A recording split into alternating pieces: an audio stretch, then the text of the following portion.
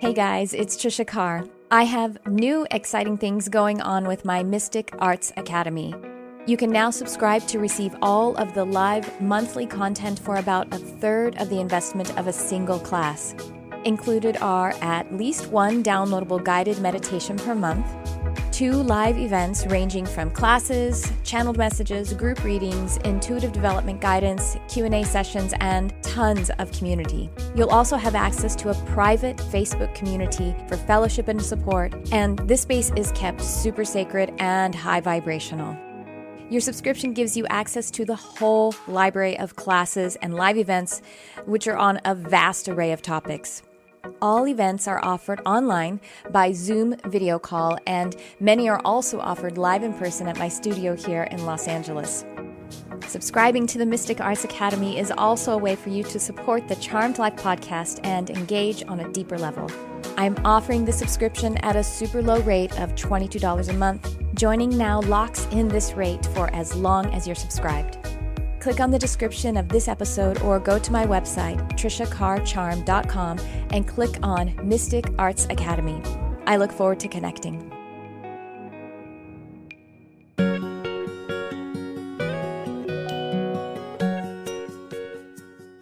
Hi everyone, it's Tricia Carr. Welcome to this mini episode of Charmed Life. And oh my gosh, is it 28? It is. Phase 28 of 29 days of lunar phase. If it's your first time joining, I have done a whole series. This is the 28th day straight of charting the lunar energies. Tomorrow will be the last day. Is that right? Yeah. Gosh, I keep forgetting.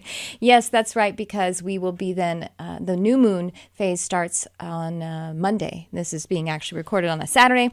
And this series is intended to be a bit evergreen. Actually, you can start this on Monday over from phase 1 and listen to it and chart along with it and see how you feel those energies. And some of it was actually about the current energy report, because we did go through things like Mercury retrograde and some other interesting cosmic energy shifts. But at the same time, you also don't have to go along with the actual lunar phase of this, because this is all about synchronizing with the whole, with the all. And so if you land on day 17 when you are day 1 for some reason, then you aligned with it for a reason. And having said that, I also want to point out, so tomorrow, the next episode will actually be one of my full-length Charmed Life, and I have a really awesome guest. Oh, it's so cool. I'm not going to spoil it now. We have a really amazing guest, and I'm also going to be doing a solo episode really soon. And you can find those full episodes by looking at the titles either on YouTube or on the podcast, however you get your podcast. The full episodes start with a number, so that like the next one I think is 159, and these are starting with P's actually, since it's a lunar phase series. And with that, let's talk about this waning crescent. We are still in waning crescent the last couple of days, or really there's maybe a day and a half. I'm going to do waning crescent again tomorrow, because we'll enter the new moon phase sometime between Sunday and Monday, as this particular lunar calendar is aligning. It's about 28 to 28 and a half days, so that's why I'm just doing 29 days. That's how it's kind of laying out this time. Anyway, we are in the very last portion before the next new moon, when we actually set the intentions again. And this waning crescent is about, we've talked a couple of days of the waning crescent already and looked at a few different angles. Today, the energy is really reminding us of deeper and deeper surrender. During this waning crescent time, also called the balsamic moon, there is healing, there's release, and surrender. And so I wanted to talk a little bit about surrender, because I find surrender very interesting, because we think about surrender. Sometimes people are uncomfortable with the concept of surrender just on the face value, because surrender may be associated with giving up control or being weak in some way, or not being responsible. But I think it's actually the opposite.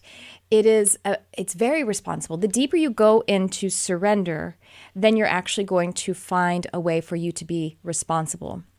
And this paradox, I think, is the magic potion of how to create reality. The paradox being radical surrender and radical responsibility. Because as you go deep, deep, deep, deep, and deeper into surrender, surrendering that you can't control everything, that there is one energy or there is a collective that you are actually flowing with, ebbing and flowing with. When you do that, then you actually relax and you find your place in it, and you take your spot shoulder to shoulder with all of the other components to which you are surrendering, the greater whole. You become a part of the greater whole. And so it actually is this sort of razor's edge of the same energy, surrender and responsibility. Darryl Anka, who channels Bashar, I've heard Bashar say that responsibility is your ability to respond, to break that down for you. And in that view of what responsibility is, then we can see how surrender gets us to responsibility. Because if it is our ability to respond, to what are we responding? That could only be the ebb and the flow of the collective, of the all, and we reach that by way of surrender. Surrender is associated with the pirate ships waving the white flag, and I think that's an okay thing. When you actually just relax so much that it's just clarity. That's what that white flag seems to symbolize to me. There's nothing left but clarity, because I have been attempting to hold on to something or run ahead of time or run ahead of the now in some way, or to look back at the past at a different now that isn't the now that's now. And there's only one now. And when we do that, when we actually surrender, we become so deeply present that we actually interrupt old habits.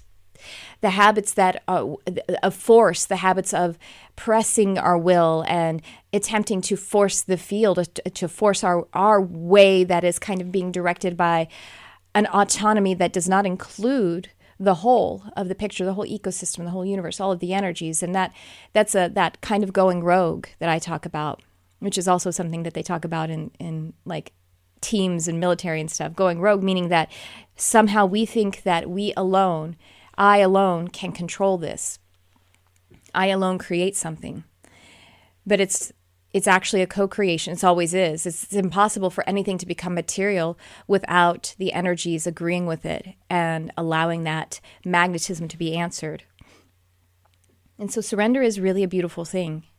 When you, for example, if you are feeling sort of disappointed, which might be a kind of depressed energy, or if you're feeling fearful, which would be more of an anxious energy, if you just decide that your state of peace and clarity, and you surrender to it, and that's the only thing that's important, then in that deep surrender, like I say, you interrupt the old habits.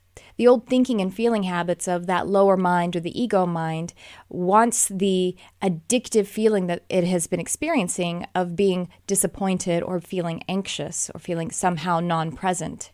And when you just kind of give up and decide, well, it hasn't been working the other way, to be feeling and holding energy of these other kinds of separation energies where maybe I'm a victim, or maybe I have to be extremely competitive, some other of those like extreme polarizing energies.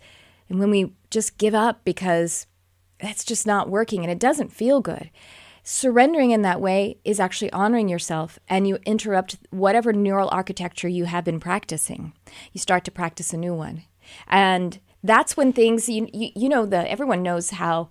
One of my close friends just told me this story, is the story of his family. How when people are experiencing like infertility, and then they kind of give up on trying, and boom, they get pregnant. Or they are experiencing infertility and they give up on trying, and therefore they start the adoption process. That's when they get pregnant, when they've tried absolutely everything under the sun. And that's for two reasons. They did the thing where they surrendered and they gave up the energy of experiencing not having something, that kind of tension, the yearning, the craving energy, which is not actually the magnetizing energy. It is the energy of repelling. It's recognizing you do not have something. You are not capable of something. But when you surrender, and then that scenario of then starting the adoption process, well, then they stepped into the energy. They brought their parenthood into the now, and that's when the natural process agreed. It's really magical. This is how we operate. This is how nature operates. And so with this energy today, I encourage you and I encourage myself to find some way to surrender even more deeply and see if there's a way to release fear, anxiety, disappointment, any expectations that were so particular. Because if we are white-knuckling some kind of expectations or white-knuckling something that is we are meant to perform, some kind of performative experience of ourselves and judging ourselves for not doing it, then we are strangleholding with those white knuckles our ability to be reached by the collective, by the universe, by source energy, by God energy, by the elementals, by star beings, whomever, whatever, by angels that alights you, whatever makes you feel inspired. Release, relax, surrender, and you will be able to take your place in the power of this creation process. All right, you guys, thank you so much for joining me. And again, stay tuned for a full episode tomorrow and the final day of 29 days of lunar phase. Thanks for tuning in. I love you, whoever you are.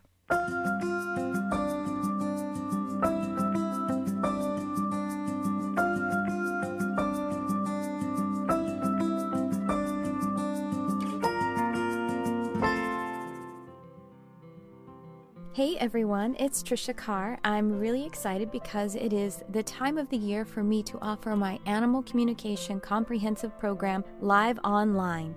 Whether you are interested in the profession or if you would like to connect more deeply with your own animal family members, having an understanding of this form of telepathy will enhance your life and all of your other intuitive gifts. About once per year, I offer this program live, and that time is now.